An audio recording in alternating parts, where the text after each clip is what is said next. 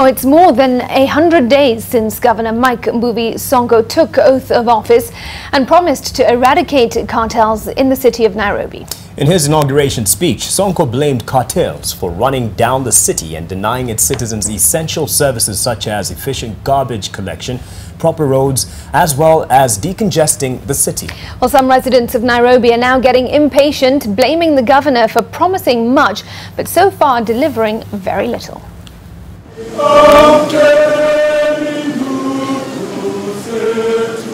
Throughout his election campaign for the Nairobi gubernatorial seat in 2017, the flamboyant Mike Mbuvi Sonko was very critical about his predecessor, Dr. Evans Kidero. Kwa nini kaunti zote za Kenya, Nairobi peke yake ndio iko na cholera?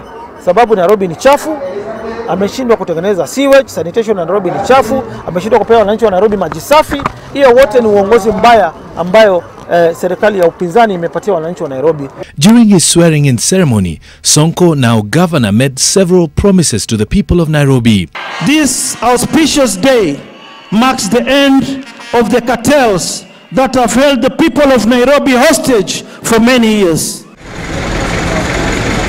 His first order of business was to focus on three perennial issues affecting residents of the capital city: traffic congestion, garbage collection and road repairs. It is now more than 100 days since the vocal politician took that oath. And a section of Nairobi city residents argue that he has failed to keep his end of the bargain. I was very bitter about the Kidero planning, but this is even worse because the city is more congested. He issues notices that are not honored. There's a lot of congestion. It is that it's disrespect. Hizi barabara kunakaa chauga hata area 44 huku ni kuchafu bana. The garbage collectors who are still collecting garbage today were the same garbage collectors who were collecting garbage even before the transition period of 2012-2013. They're the same garbage collectors who were there. So these problems were supposed to have been fixed by my predecessor, but my predecessor decided to be part and parcel of these cartels. This is one of the most popular sections in the city. It is a back street situated between Moi Avenue and Tom Mboya streets. During Kidero's tenure, matatu operators and businessmen sought assistance to have it fixed, but their cries fell on deaf ears. Sonko promised to clean the mess, but the businessmen say they are greatly disappointed with the new administration. This is a joke. We get charged the exorbitant amounts of money for parking fees. They count as enough revenue in Nairobi. Nairobi collects the most amount of revenue. We expect this to be solved by the city county. I feel let down as a Nairobi resident. This is a sorry state. Rome wasn't built in a day. Nairobi is a cosmopolitan city, a city with a population of 5 million during the day and 4 million at night. You don't expect us to change the city in 100 days. The road, which is less than a kilometer, is slowly becoming impassable. A huge garbage heap has put many businessmen off. Several shops have closed, like this city restaurant, and this one too. The landlords can no longer attract tenants. Kama hizi duka ziko mali prime sana.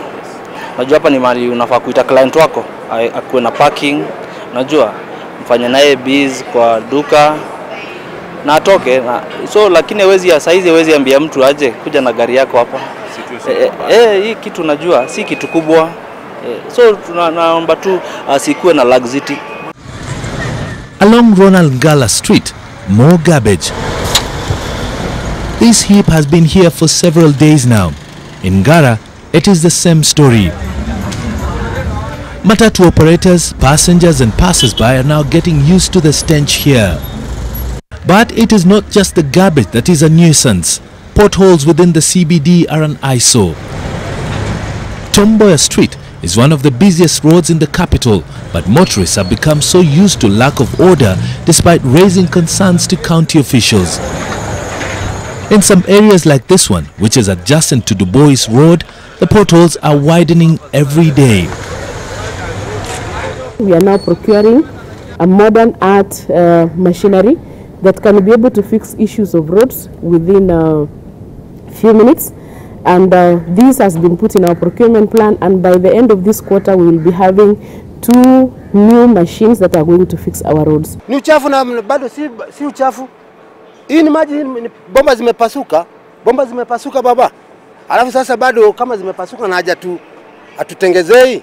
Alafu ameongeza taka kwenye barabara. 2 weeks ago, the county started repairing potholes in some part of the city.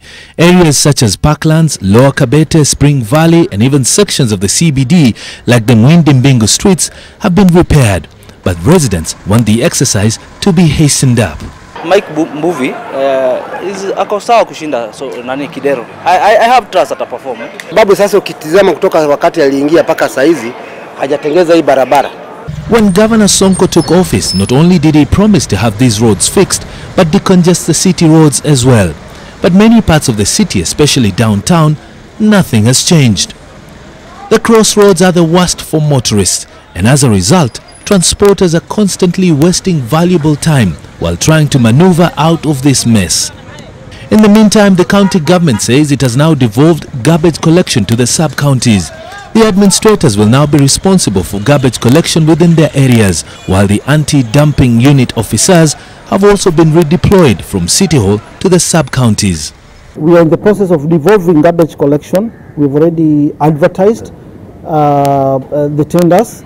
And the problem which was there, if I may say, the sabotage of garbage in Nairobi, we blame the garbage collectors on that, or some of the cartels, if I may put it, if I may say. For instance, there is a case whereby a garbage, you find a garbage collector collecting a hardcore stones, yeah, to the Dandora dam site, just to swindle the county. I believe that he's organizing himself kwa hijia. So, makosa ya Sonko sijui. Mimi hata nikimwona nitamuuliza na mdomo wangu, siwezi hata kumuogopa kwa sababu sasa hatusaidii. Nairobi inakaa Dondora. Nimrotabu, NTV, Nairobi.